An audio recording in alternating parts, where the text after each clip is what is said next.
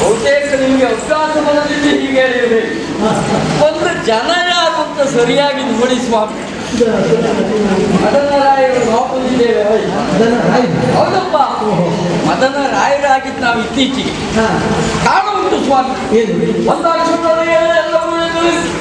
ಅಶೋಕಾರವನ್ನು ವ್ಯಕ್ತಪಡಿಸ್ತಾ ಇದ್ದಾರೆ.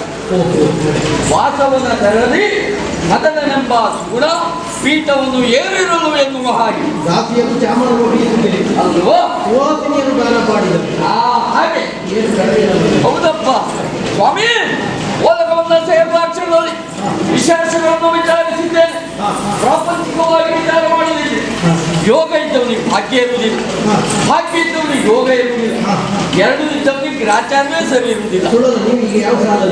ನಮ್ದು 3ನೇ ಸಾಲು ಸ್ವಾಮಿ, ಗ್ರಾಚಾರವೇ ಸರಿ ಇಲ್ಲ. ಅಲ್ಲ, ನಾನು ತೋರಿಸ್ತೇವ ಹಿತಶತ್ರುಗಳ ಬಾಧೆ ಅಂತ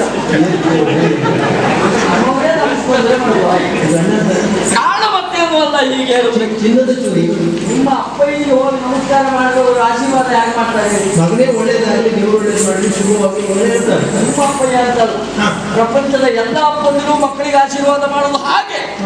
ನಮ್ಮ ಅಪ್ಪಯ್ಯನೊಂದು ಬದ್ದು ಹೋಗಿ ನಮಸ್ಕಾರ ಮಾಡಿದ್ರು ಸಾಕು.